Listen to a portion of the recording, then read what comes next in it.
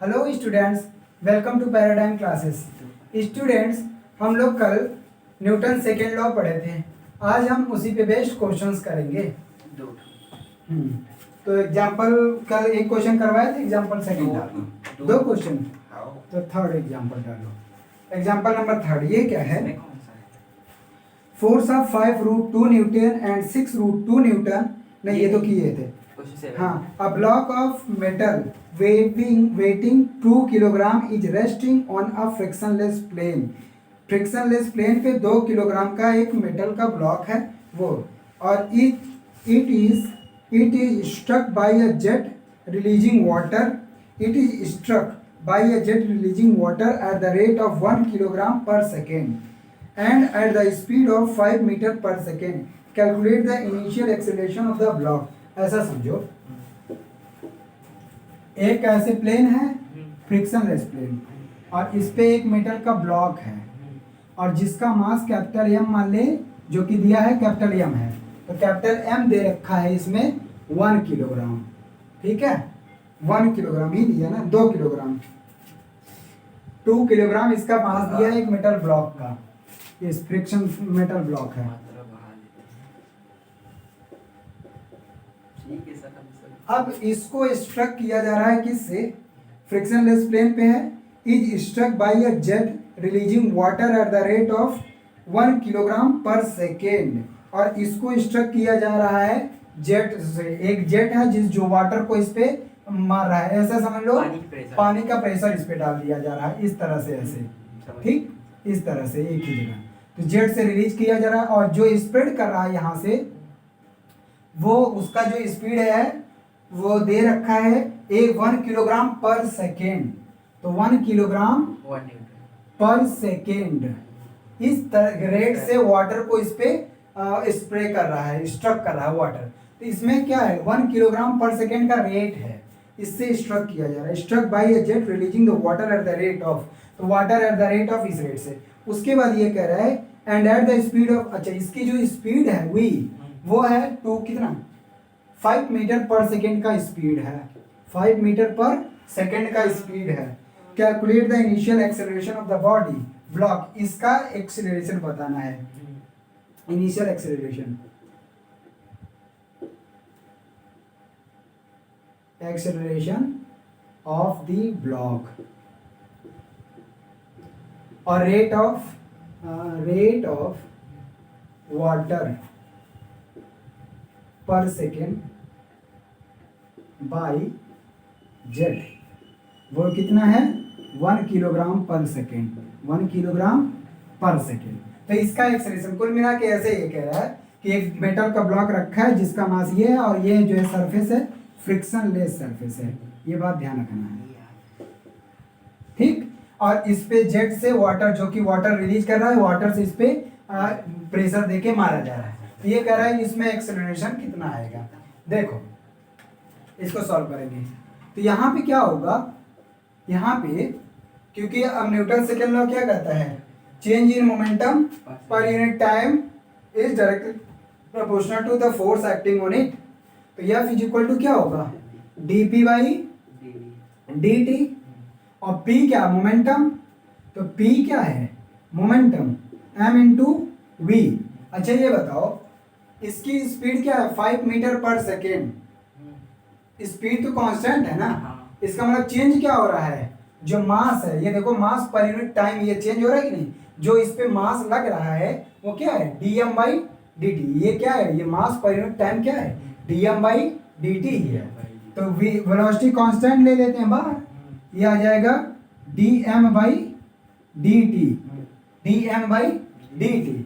Velocity दिया है dm by dt, ये जो उस पे रिलीज कर रहा है, और फोर्स उस पे जो लगेगा ये आएगा। तो वेलोसिटी कितना दे रखा है, 5 मीटर पर second. Rate of change in mass, mass में कितने का चेंज, कितना रिलीज कर रहा है पर सेकेंड, 1 किलोग्राम, ये आ जाएगा 5 न्यूटन का। उस पे मतलब ये जो है 5 न्यूटन का फोर्स इस पे अप्लाई कर रहा है, कितना, 5 न्यूटन। तो 5 न्यूटन का फोर्स अप्लाई कर रहा है, तो F इज इक्वल टू उस पे फोर्स लगे तो F is equal to m है। हमको पूछा है क्या, acceleration A is equal to F by m। अब इसका मास आ जाएगा उसका, तो एफ कितना है 5 और मास कितना है इसका 2 किलोग्राम, तो आएगा 2.5 मीटर पर सेकेंड स्क्वायर। ये क्या आ गया उसका एक्सेलरेशन, यही पूछा था। ठीक, आगे क्या है, एक और क्वेश्चन देख लो, नेक्स्ट क्वेश्चन, अगला क्वेश्चन देखो।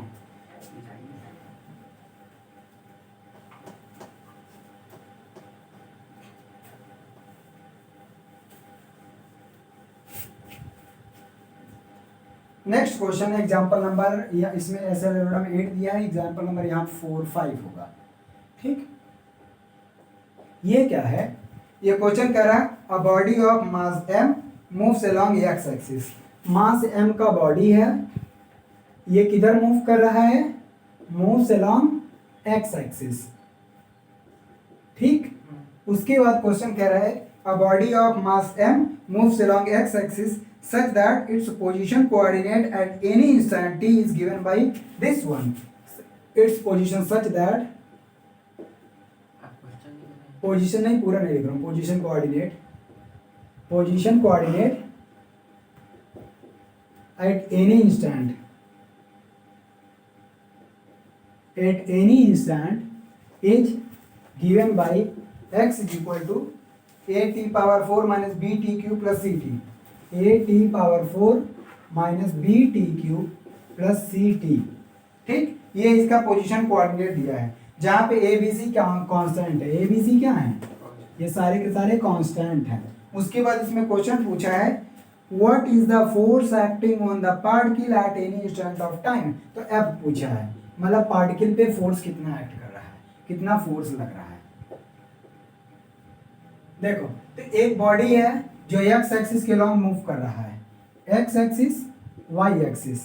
ठीक, तो एक बॉडी है जिसका मास हम क्या दिया, मास m है, और ये इधर मूव कर रहा है।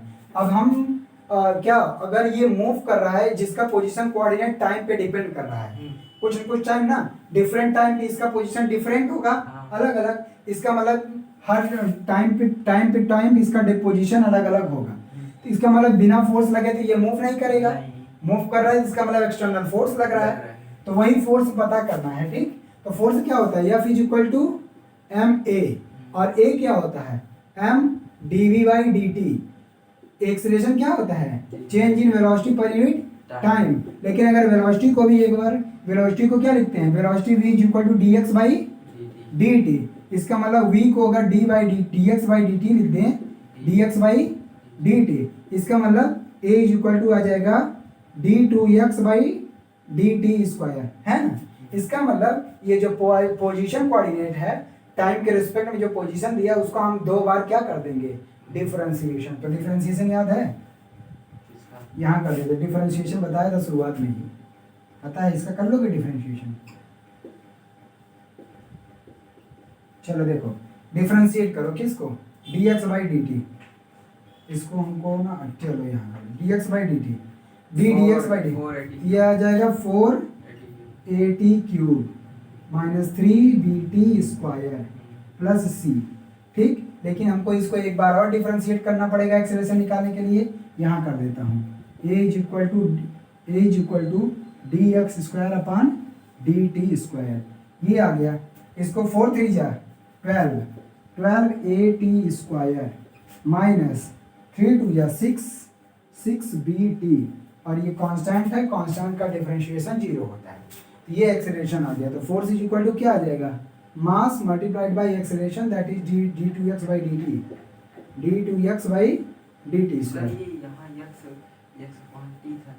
कहाँ x by dx by D T, हाँ, तो इसका फिर डिफरेंशिएट करेंगे d2x by D t square, और ये इसका कर देंगे, तो ये आ जाएगा। मास कितना दिया है, मास m दिया हुआ है, m ही रखो, और ये एक्सेलरेशन वहाँ से लिख दो, 12a स्क्वायर माइनस 6bt।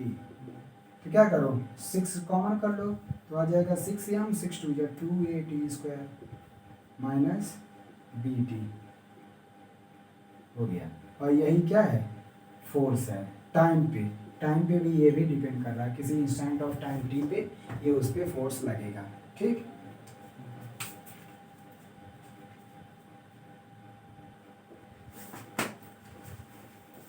अब नेक्स्ट टॉपिक है इम्पल्स।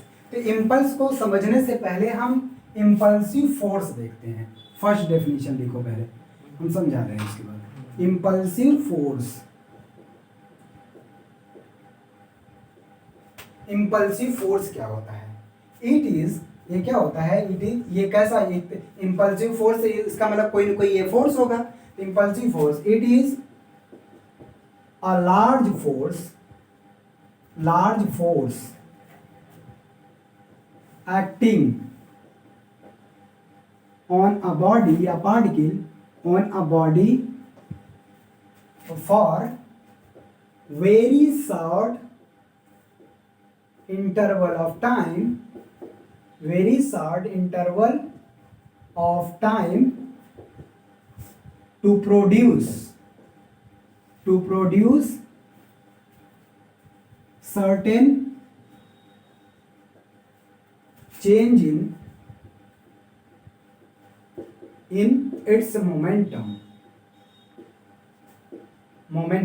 इसका मतलब ऐसा समझ लो, ये क्या है कि इम्पल्सिव फोर्स एक ऐसा फोर्स है, मतलब कि जब बहुत ज्यादा फोर्स बहुत कम टाइम के लिए लगे तो वहां पे समझ लो वो इम्पल्स ही है। बहुत ज्यादा फोर्स बहुत कम टाइम के लिए किसी बॉडी पे लगे और उसमें जो है मोमेंटम, कुछ ना कुछ मोमेंटम चेंज करने के लिए अगर ऐसा काम हो रहा है तो वो समझ लो जो फोर्स है वो इम्पल्सिव फोर्स है। तो इम्पल्सिव फोर्स और कुछ नहीं है, केवल ये है लार्ज फोर्स, मतलब कि एक तरह का रिस्पेक्टिव है, रिलेटिव चीज है। ठीक, फोर्स का रिलेटिव, मतलब कि जब ये देखो कल पढ़े थे सेकेंड लॉ न्यूटन का क्या था, dp by change in momentum per unit time. तो इम्पल्सिव फोर्स देखो क्या होगा, जब ये फोर्स बहुत बड़ा हो, मतलब ये अगर लार्ज हो और टाइम ड्यूरेशन वेरी शॉर्ट हो, तब इस तरह का जो फोर्स होता है इसी को इम्पल्सिव फोर्स बोलते हैं। और जो इम्पल्स, जो नाम आया इम्पल्स, वो क्या है? एक तरह का चेंज इन मोमेंटम है। लेकिन कंडीशन ये चेंज इन मोमेंटम कब? जब फोर्स बहुत ज्यादा लगे for very short interval of time के लिए, तब जो चेंज इन मोमेंटम आता है उसी को इम्पल्स बोला जाता है। हाँ, इंस्टेंटेनियस तो किसी पर्टिकुलर पॉइंट ऑफ टाइम पे होता है। अगर इंस्टेंटेनियस बोल दिया जाए तो वो किसी पर्टिकुलर पॉइंट ऑफ टाइम पे, जीरो के नजदीक, हाँ नजदीक, मतलब जीरो भी नहीं होगा या किसी पर्टिकुलर टाइम, मतलब ये सब तो मिली सेकेंड हो सकता है, मिली सेकेंड, माइक्रो सेकेंड, इस रेंज में अगर टाइम है और इस रेंज में बहुत ज्यादा फोर्स लग रहा है कहीं पे, तो जो चेंज इन मोमेंटम आएगा उसी को क्या बोलेंगे? इम्पल्स। तो impulse is nothing but a change in momentum considering very large force acting on that body for very short interval of time। ठीक, इम्पल्स एक मोमेंटम, हाँ इम्पल्स एक चेंज इन मोमेंटम ही है।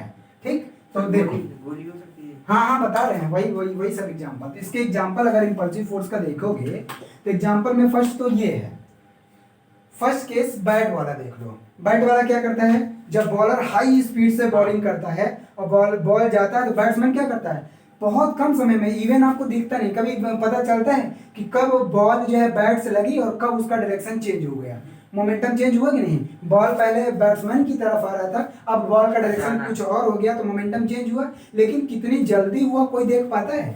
बोलो, जब बॉलर फेंकता है बॉल पता लगा लग गई, बैट से लग के चली गई, तब उसको दिखता है या फील्डर को पता चलता है उस डायरेक्शन में जा रहा है। लेकिन जब लगी, जितनी ड्यूरेशन ऑफ टाइम इंटरवल में लगा या बॉल बैट से टकराई, वो नहीं पता चला, वो दिखा नहीं, वो बहुत शॉर्ट इंटरवल। क्यों ऐसा हुआ? क्योंकि उधर से ऑलरेडी बॉल हाई स्पीड से आ रही है और इधर से बैट्समैन भी हाई स्पीड से, रिलेटिव वेलोसिटी बढ़ गई और रिलेटिव वेलोसिटी बढ़ने के कारण टाइम इंटरवल कम हो गया। तो यहाँ पे दूसरी एग्जांपल क्या फर्स्ट दे सकते हो? बैट्समैन, हाँ बैट्समैन हिटिंग दी बॉल। तो ये भी एक इसका एग्जांपल हो गया, जब बैट्समैन बॉल को हिट करता है तो उसमें भी तो यही होता है, बहुत हाई फोर्स से मारता है और कम इंटरवल ऑफ टाइम में, इसलिए उसमें चेंज इन मोमेंटम ज्यादा होता है, वो भी एक तरह का इम्पल्स। दूसरा क्या दे सकते हो? दूसरा एग्जांपल बोलो, दूसरा एग्जांपल। गोली, क्या? बंदूक की गोली। हाँ, बंदूक की गोली।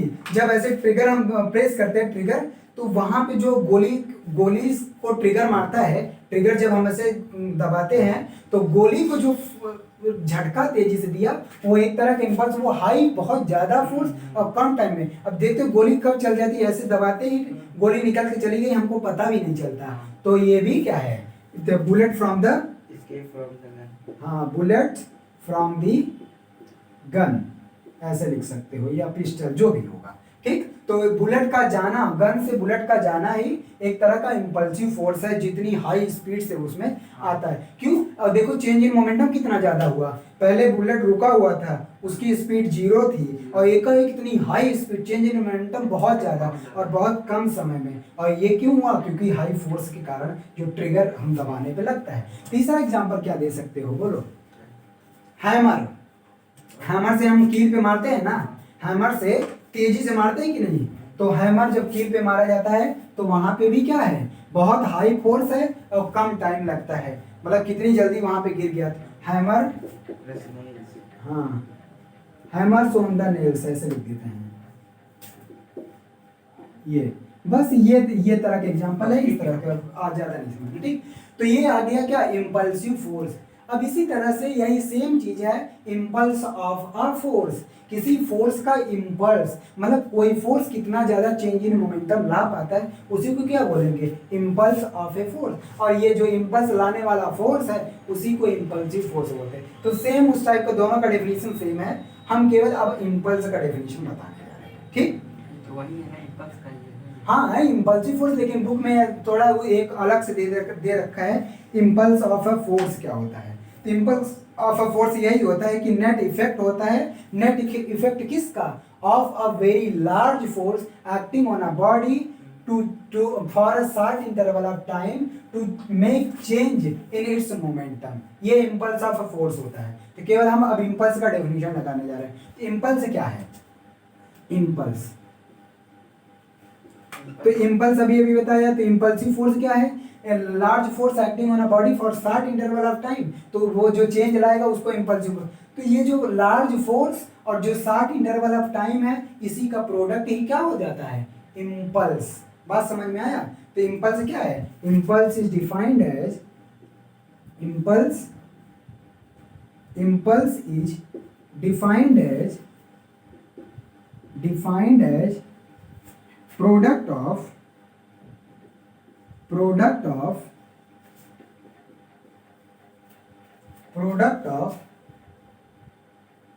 impulsive force, जो ऊपर डिफाइन किया, impulsive force,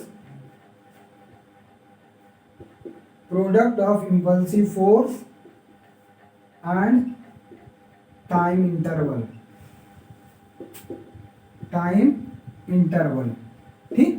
ये क्या है, impulse, impulse is defined as the product of impulsive force and time interval. आप ऐसा कह सकते हो, इम्पल्स, आई एम इम्पल्स, हम एस लिख दे रहे हैं, impulse is equal to force multiplied by time interval,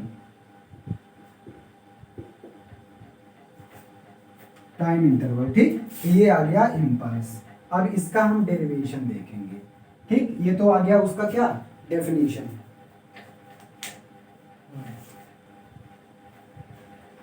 देखिए इम्पल्स, अब आगे चलते हैं। यहाँ टाइम प्रीसीडिंग तो जीरो, क्या यहाँ टाइम मतलब जीरो कभी नहीं होगा, हाँ जीरो के करीब जितना कम से कम टाइम में ये बात होगी, इम्पल्स समझ लो उतने ज्यादा होगा, ठीक। देखो अब आते हैं इसका फॉर्मूला प्रूफ करते हैं। तो let force F, let impulsive force, ऐसे लिखो, impulsive force F acting on a body for very short time interval dt, then impulse of force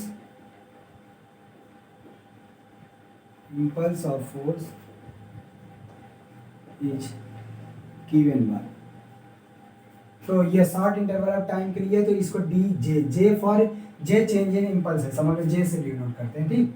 D J is equal to F क्या है, force multiplied by time interval था, तो force multiplied by time interval, तो इसको क्या कर दो, दोनों तरफ इंटीग्रेट कर दो, जे और ये भी एफ डी टी आ गया, तो इसको इंटीग्रेट करोगे तो आएगा जे और ये आ जाएगा एफ डी टी, ठीक, ये आ गया एफ डी टी। तो ये एक फॉर्मूला बन गया, जब अगर फोर्स दिया हो और फोर्स अगर टाइम का फंक्शन हो, आपको इम्पल्स निकालना है तो उसको क्या कर दो, टाइम के रिस्पेक्ट में इंटीग्रेट कर दो, तो आपको क्या निकल के मिल जाएगा, इम्पल्स ऑफ अ फोर्स निकल जाएगा, उस फोर्स का इम्पल्स निकल जाएगा, ठीक, impulse of a force.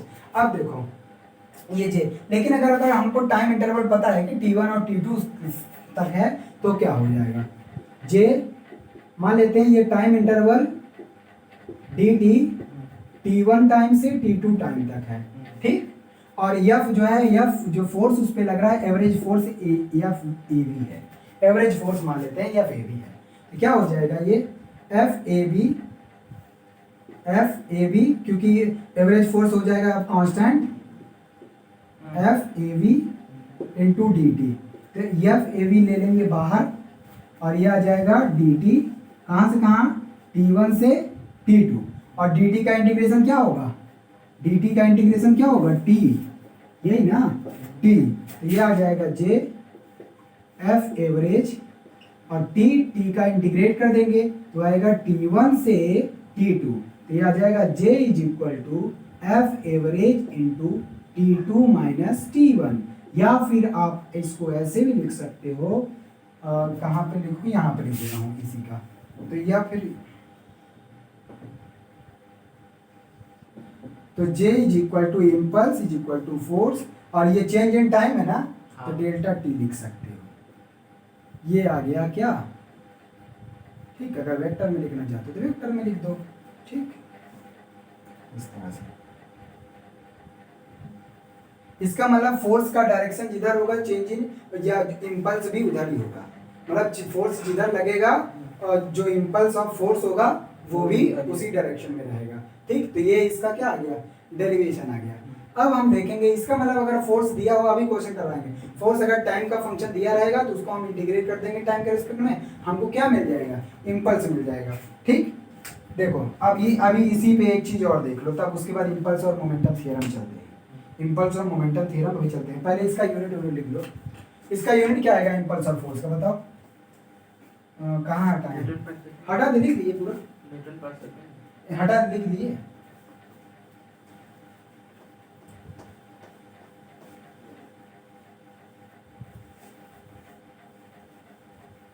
Unit SI unit देख लेते हैं, SI unit of impulse of a force, impulse directly करना, इम्पल्स क्या होगा, जे इज इक्वल टू अभी क्या लिखा, एफ इंटू डेल्टा टी, यही था ना जे, तो इसका यूनिट लिखना है तो ऐसा यूनिट क्या हो जाएगा, फोर्स का क्या होता है, Newton into second, Newton into second, अच्छा न्यूटन इंटू सेकेंड और किसका होता है, न्यूटन इंटू सेकेंड और किसका होता है, उसका था पाइप वाला पानी निकल रहा है, मोमेंटम का, देखो दिखा रहे हैं कैसे, F is equal to d p by D t था ना, तो dt का इधर मल्टीप्लाई कर दो तो change in momentum F into dt आया कि नहीं आया, ये चेंज इन मोमेंटम अभी है, इम्पल्स मोमेंटम थ्योरम भी है, प्रूव करेंगे तो इम्पल्स और कुछ नहीं है, चेंज इन मोमेंटम है, लेकिन यहाँ से देखो तो जो मोमेंटम का वो था, वो जो मोमेंटम का यूनिट है वही इसका इम्पल्स का, ठीक, तो ये देखो इम्पल्स जो मोमेंटम चेंज इन मोमेंटम भी फोर्स के कारण आता है ना, मोमेंटम चेंज होगा तो फोर्स लगेगा,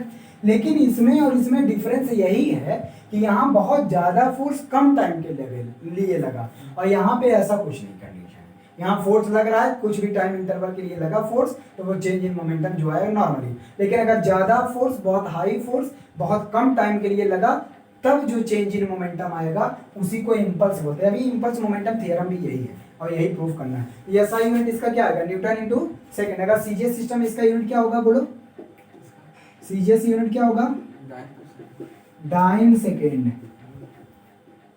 ठीक, डाइन। तो बाकी अब यूनिट वो डायमेंशन आप निकाल लेना, ठीक, निकालोगे ना डायमेंशन कि बता दूं, चलो dimension dimensional formula of MLT J, minus 1. Dimensional formula of J, इसका क्या होगा MLT माइनस 2 और डेल्टा टी मतलब टाइम टाइम टी, तो क्या हो जाएगा MLT minus 3, sorry T minus 1 हो गया। ये इसका डायमेंशनल फार्मूला आएगा।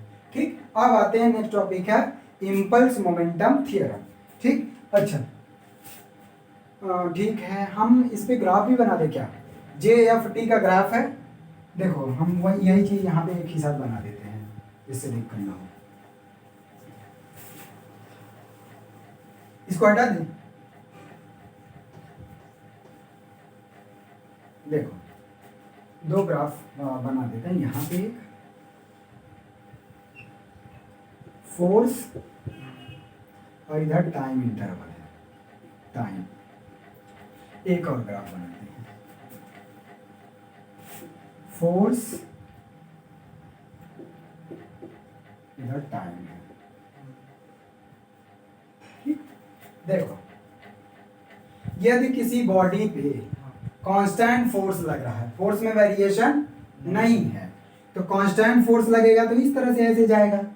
ठीक, अगर इस केस में आपसे इंपल्स पूछता है, कोई दो टाइम इंटरवल दे के, मान लेते हैं एक टाइम इंटरवल T1 है और T2 है, और पूछ लिया कि किसी बॉडी पे कांस्टेंट फोर्स लग रहा है, या ऐसे ग्राफ दे दिया और कहा T1 से T2 तक टाइम इंटरवल में इंपल्स क्या होगा, इंपल्स ऑफ अ फोर्स क्या होगा। तो अब बताओ, हमने बताया था, क्या बताया था याद है कुछ, कि कब हम एरिया निकालते हैं, कब हम स्लोप निकालते हैं चीजों का। तो यहाँ पे हमसे क्या पूछा है, इंपल्स ऑफ ए फोर्स पूछा है ना, और इंपल्स ऑफ ए फोर्स क्या होता है, फोर्स और टाइम का मल्टीप्लाई, और जब इन दोनों का मल्टीप्लाई होता है तो क्या निकालते हैं, एरिया। तो इंपल्स ऑफ ए फोर्स क्या हो जाएगा,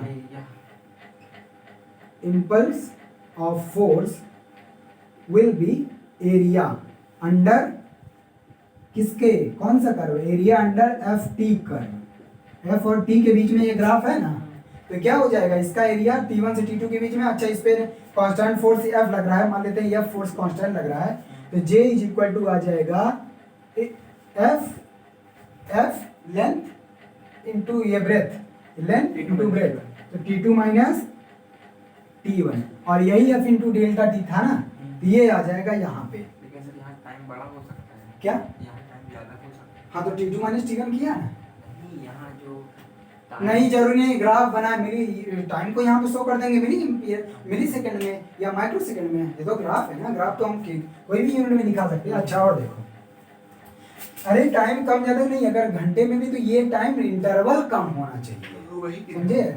अब देखो उसके बाद, अगर ये ग्राफ है, यहाँ तो कांस्टेंट फोर्स था, हाँ। लेकिन अगर किसी बॉडी पे वेरिएबल फोर्स लग रहा हो तो क्या होगा, ऐसे मान लो या ऐसे मान लो, या कुछ भी तरह का ग्राफ, लेकिन वेरिएबल फोर्स, यहाँ देख रहे हो फोर्स बढ़ते जा रहा है, बढ़ते जा रहा है, फिर घटता जा रहा है।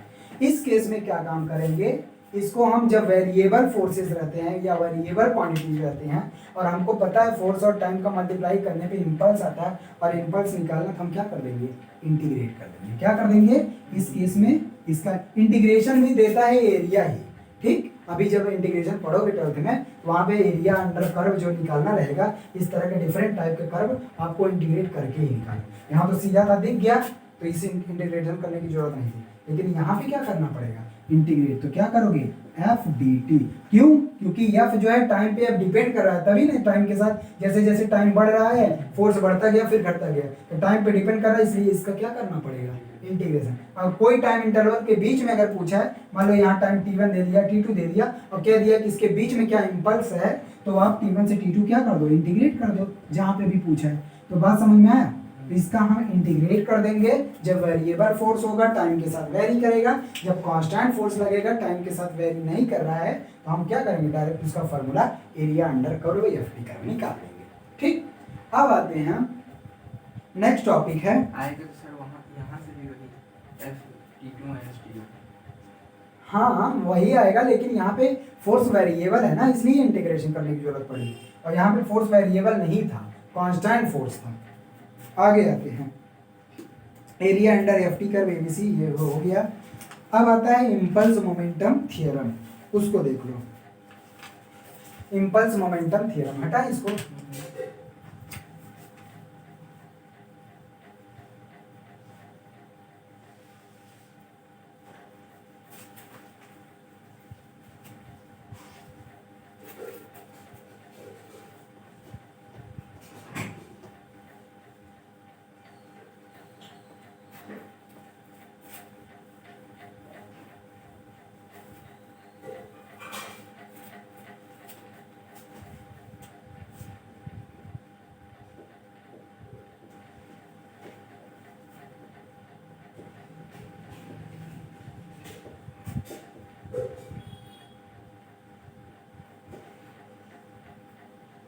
इम्पल्स मोमेंटम थ्योरम क्या है?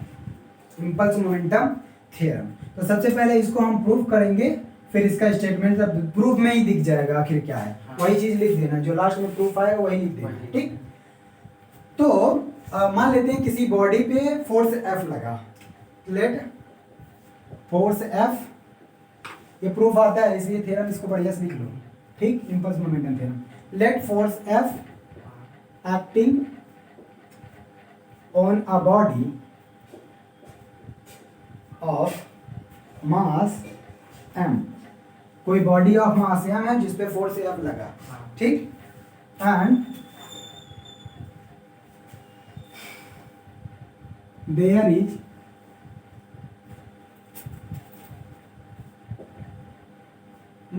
change in momentum from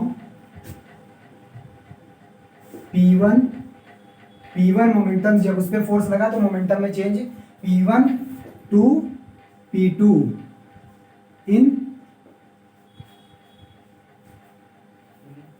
in a short interval of time,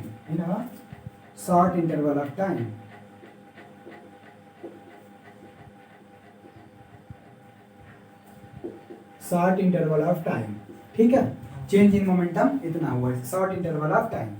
तो हम न्यूटन सेकेंड लॉ जानते हैं, तो बाई, तो ये क्या है, by Newton second law of motion,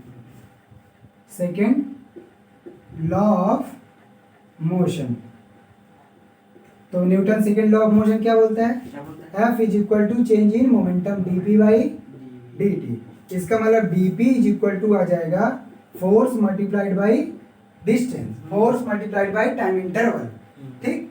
अच्छा, इसको जब इंटीग्रेट करेंगे दोनों तरफ, तो ये अब हमने कहा कि बॉडी जो फोर्स लग रहा है उसमें उसके कारण चेंज इन मोमेंटम P1 से P2 आया, इसका मतलब मोमेंटम P1 से P2 हुआ, ठीक। तो ये टाइम इंटरवल चाहे तो T1 से T2 कर दो, नहीं तो ऐसे ही रहने दो, तो ये क्या आ जाएगा, ये P इंटीग्रेशन इसका आ जाएगा, अब P1 से P2, और ये T1 T2 F dt, ठीक। ये क्या आ जाएगा, P2 minus P1 is equal to T1 से T2 F dt। अब ये बताओ, अभी इम्पल्स का फॉर्मूला लिखा था, इम्पल्स इज इक्वल टू क्या होता है, फोर्स का इसके रेस्पेक्ट में, टाइम के रेस्पेक्ट में इंटीग्रेशन, ये क्या है, इम्पल्स, और ये इसका मतलब ये क्या हो गया, इम्पल्स है ये। तो इसका मतलब यहाँ से थ्योरम क्या निकल के आ रहा है कि impulse is nothing but change in momentum. Impulse क्या है, चेंज इन मोमेंटम, और यही क्या है, इम्पल्स मोमेंटम थ्योरम, यही क्या है, इम्पल्स मोमेंटम थ्योरम, ठीक। जब कोई फोर्स किसी बॉडी पर लगता है, large force short interval time के लिए, तो चेंज इन मोमेंटम जो आता है वही क्या होता है, इम्पल्स के इक्वल हो जाता है, और यही क्या है, impulse momentum theorem. Impulse of force equal to total change in momentum produced by the force, ठीक है। तो ये कहाँ पे लिख दी इसका थ्योरम, ये तो हटा, यहाँ लिख लीजिए इसको, अब लिख दे रहा है, यही स्टेटमेंट लिखना, वही कहा कि प्रूफ करा लूंगा तो थ्योरम दिख जाएगा। तो होगा क्या, दैट इज, अब यहाँ पे तो ये प्रूफ है, अब यहाँ पे लिखो impulse momentum theorem states that, impulse momentum theorem, ये बल्कि ये तो डेफिनेशन था, इसका प्रूफ था इसके पहले, अब उसका स्टेटमेंट लिखवा रहे हैं ना। तो impulse momentum theorem, impulse momentum theorem, impulse momentum theorem states that impulse of a force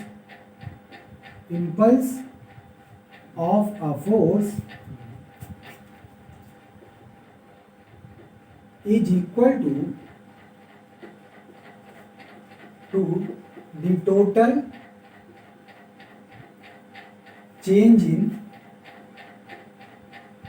it's momentum, मतलब बॉडी का its total change in momentum लिखो, बॉडी नहीं लिखा हूँ, टोटल चेंज इन मोमेंटम हो गया।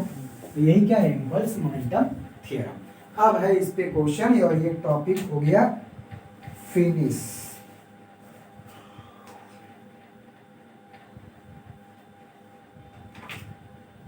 अच्छा एप्लीकेशन है, इसका एप्लीकेशन अभी है, एप्लीकेशन देख लो।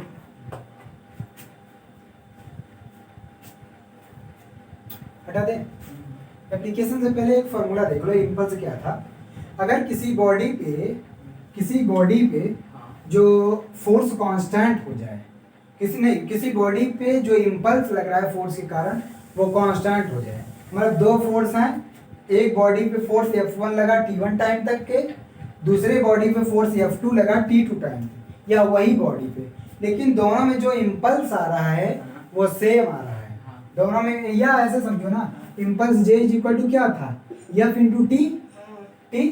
तो J अगर कांस्टेंट हो जाएगा तो ये, इसका मतलब ये कांस्टेंट, और ये कांस्टेंट जब हो जाएगा तो force inversely proportional to time. इसका मतलब टाइम ज्यादा तो फोर्स, और टाइम कम तो फोर्स ज्यादा।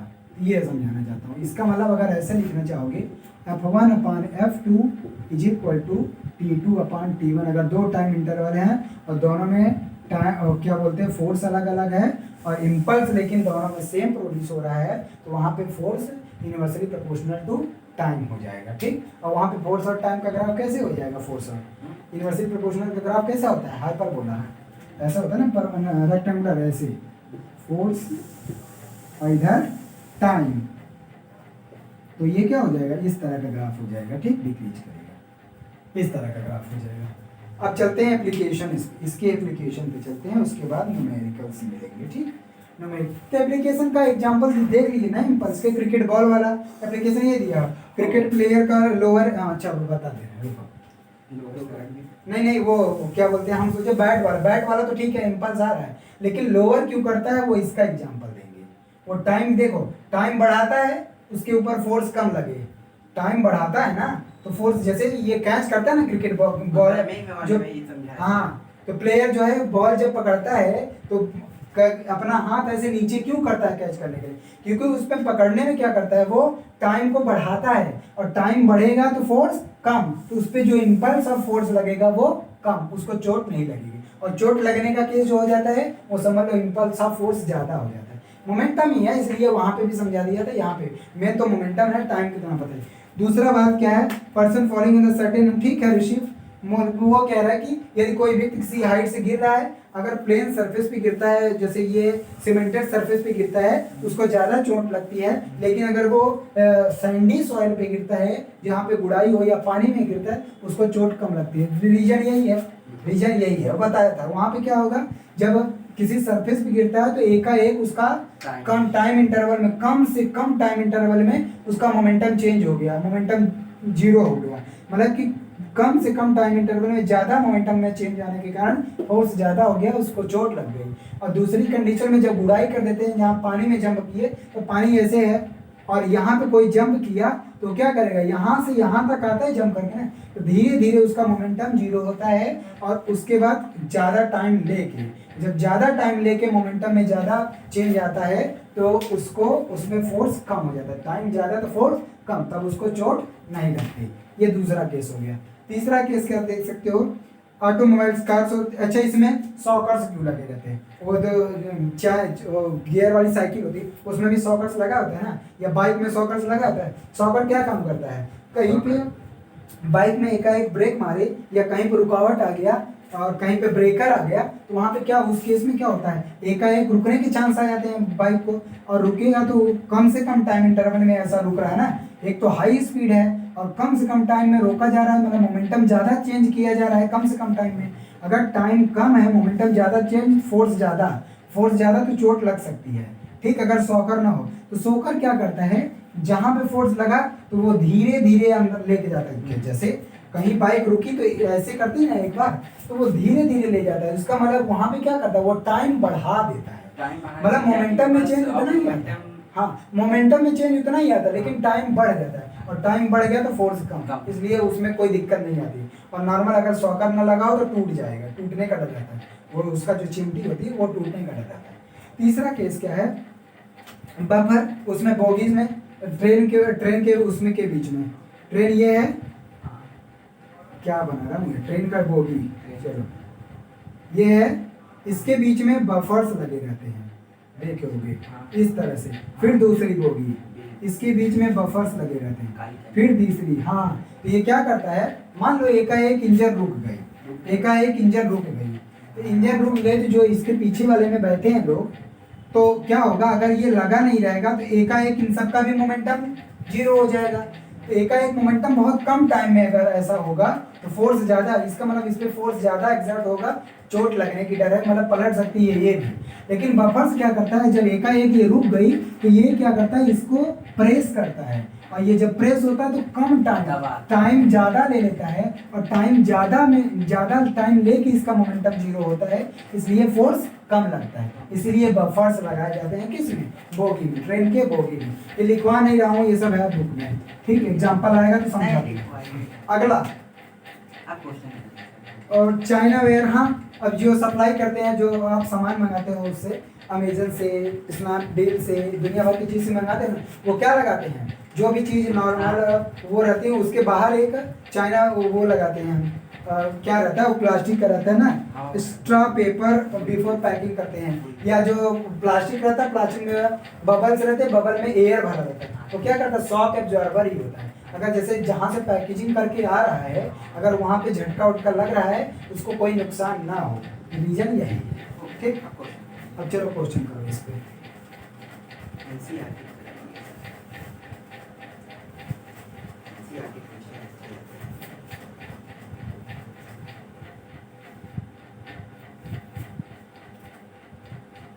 देखो एनसीईआरटी का ही क्वेश्चन है, एग्जाम्पल नंबर 9 इसमें दिया हुआ है, तो इसमें एग्जाम्पल नंबर फर्स्ट होगा, ठीक। ऐसा लगा एग्जाम्पल नंबर, ये क्या करा, a batsman hits a ball straight in the direction of the bowler without changing it's initial speed, इसका इनिशियल स्पीड चेंज किए बिना, जो कि 12 मीटर पर सेकेंड है, बॉल का जो इनिशियल स्पीड है 12 मीटर पर सेकेंड है, ये स्पीड चेंज नहीं किया, केवल चेंज नहीं किया, बस उसी के डायरेक्शन में बेंड कर देता है।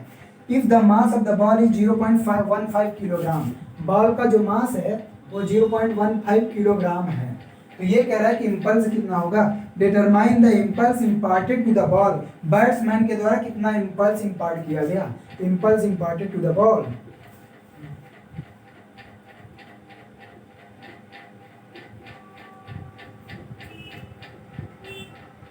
बोलो इसको कर लोगे, और कुछ इसमें और क्या पूछा है, linear motion of the ball, ये एज्यूम करना, ठीक है। बोलो इसको प्रूव कर लोगे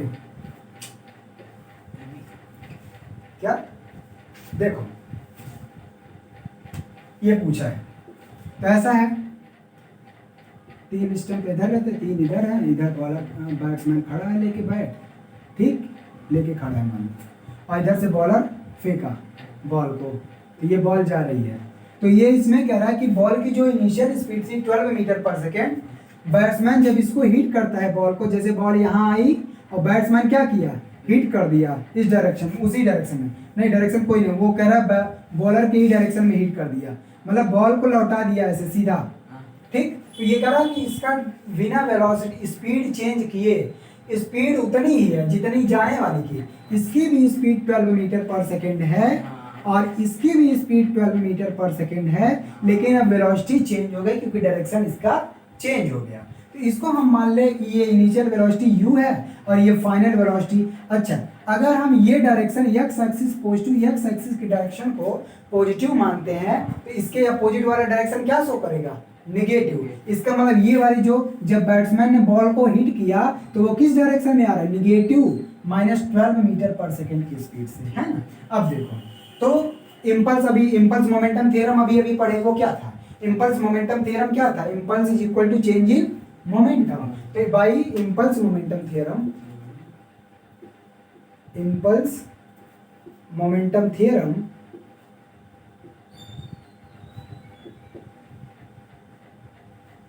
bye impulse momentum theorem, impulse is equal to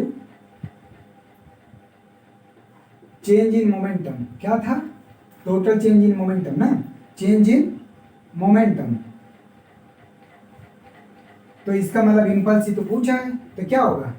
change in momentum मतलब final momentum divided minus initial momentum. Final momentum का मतलब मास,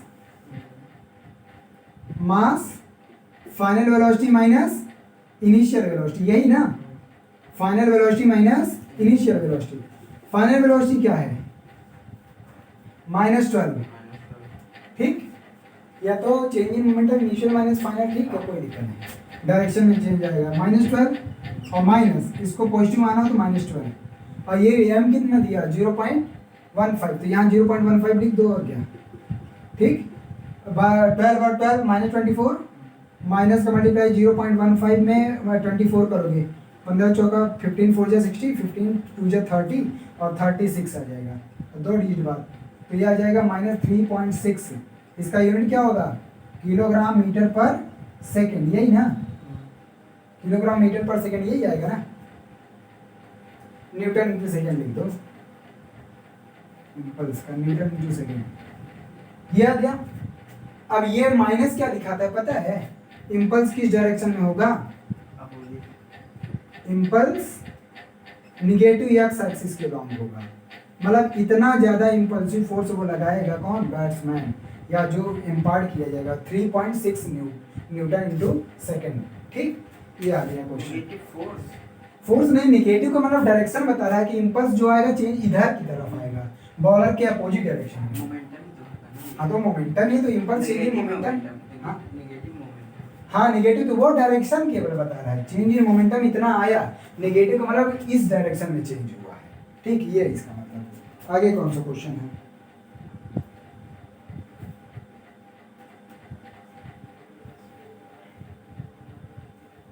ठीक है, अच्छा दूसरा क्वेश्चन भी एकदम ऐसे ही है, सेम ऐसे है, यहाँ पे भी क्रिकेट बॉल होता है। थर्ड क्वेश्चन मैं कराता हूँ, यहाँ पे थोड़ा अच्छे लेवल का है, हालांकि इस टाइप का क्वेश्चन मैं करवा चुका हूँ। इस टाइप का क्वेश्चन में मोशन स्ट्रेट लाइन में मुझे याद है वहाँ पे भी करवाया था, जब बॉल एक किसी हाइट से गिरती है फिर कुछ हाइट तक जाती है, उसमें भी पूछा था उस शॉर्ट इंटरवल ऑफ टाइम में एक्सेलरेशन कितना गेन किया, वहाँ पे एक्सेलरेशन पूछा था, यहाँ मोमेंटम पूछा है। चलो ये भी कर लो।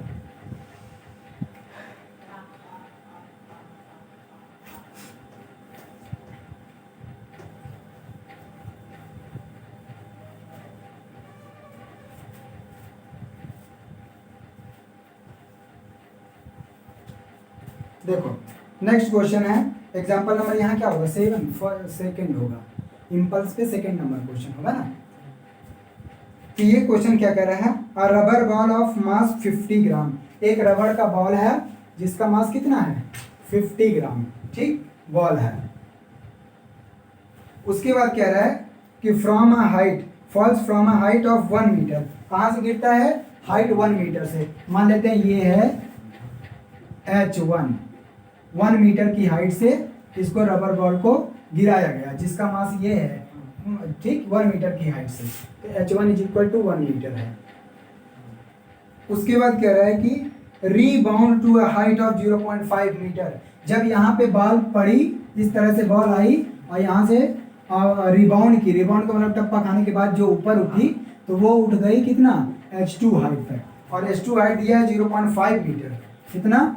0.5 मीटर हाइट तक ये बॉल फिर से उड़ गई। ठीक, उसके बाद कह रहा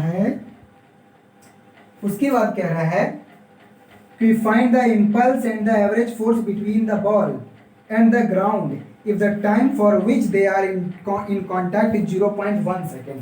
और जो कह रहा है कि टाइम ऑफ कॉन्टैक्ट किसके बीच में? ग्राउंड और बॉल के बीच में, मतलब जब बॉल आई, गिरी, फिर चली गई, तो कितने टाइम तक यहाँ इसके कांटेक्ट में रही, वो क्या है? 0.1 सेकेंड। इसमें पूछा है इम्पल्स और उसके बाद फोर्स, क्या पूछा है? Average force between the ball and ground. तो इम्पल्स एंड एवरेज फोर्स दोनों पूछा है। तो सबसे पहले impulse, average force and average force. वहां पे था जो मोशन इन स्ट्रेट लाइन में, वहां पे क्वेश्चन था वेक्टर वाले के साथ था। तो वहां पे क्वेश्चन था, वहां पे एक्सेलरेशन ही पूछ रखा था, ठीक है। चलो देखो इधर, तो इसका चलो नाम ये ए बी और ये यहाँ जहाँ पहुंचा है वो सी पोजीशन है, ठीक, सी पोजीशन है। तो सबसे पहले ए और बी के लिए हम देखेंगे, हमको निकालना क्या है, इम्पल्स कैसे आएगा, चेंज इन मोमेंटम से।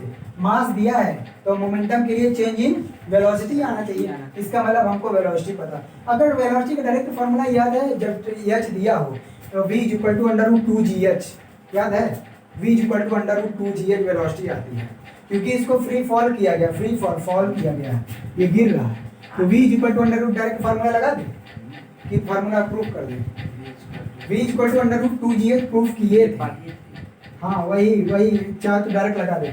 अगर कोई बॉडी यहाँ से फॉल कर रही है तो यहाँ पे जो इसकी वेलोसिटी होगी ये गेन कर लेगा, या साइड से अगर गिर रहा है तो H1 लिख दो, इसकी जो वेलोसिटी होगी ये मान लेते हैं इनिशियल वेलोसिटी है, वहाँ तो इनिशियल वेलोसिटी 0 है, लेकिन यहाँ पे गिरने के बाद V1 वेलोसिटी मान लेते हैं, चलो V1, ठीक, तो V1 वेलोसिटी, तो V1 वेलोसिटी क्या आ जाएगा, अंडर रूट 2 g की वैल्यू कितना रखे, 10 रख दे, 10 रख दो, और h की वैल्यू 1 मीटर, 10 टू जा 20, ये आ गया रूट 20 v1 मीटर पर सेकेंड। इसका डायरेक्शन किधर है, नीचे की तरफ, डाउनवर्ड मोशन है, डाउनवर्ड डायरेक्शन है ना। तो अगर हम डाउनवर्ड नेगेटिव डाउनवर्ड हम पॉजिटिव मानेंगे तो अपवर्ड मोशन को हम नेगेटिव मानेंगे, ये अपने ऊपर है।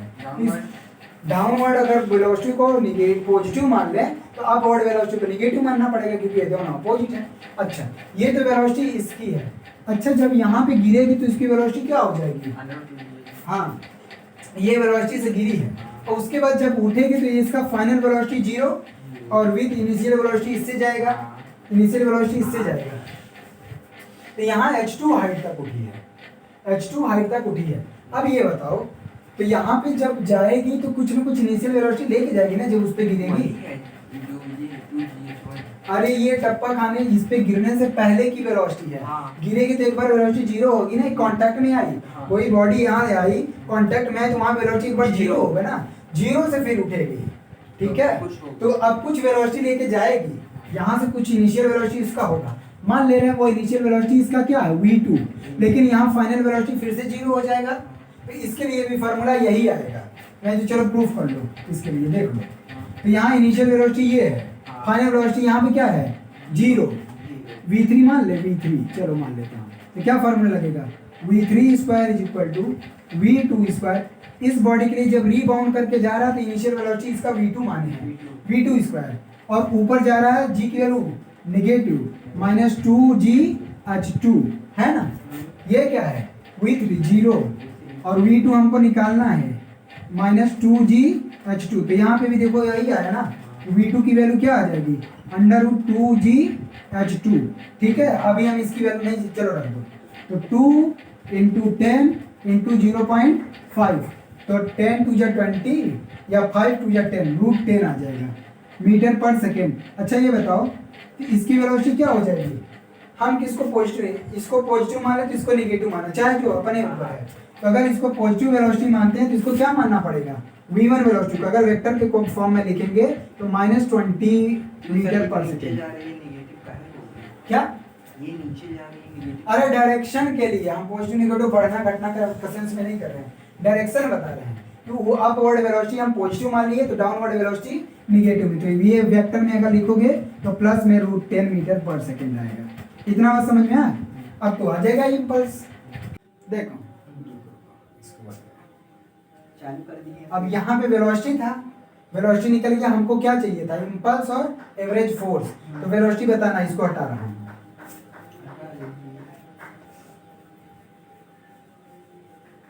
वेलोसिटी बताना दोनों, ठीक। तो इम्पल्स क्या हो जाएगा, impulse is equal to mass v2 minus v1, यही ना।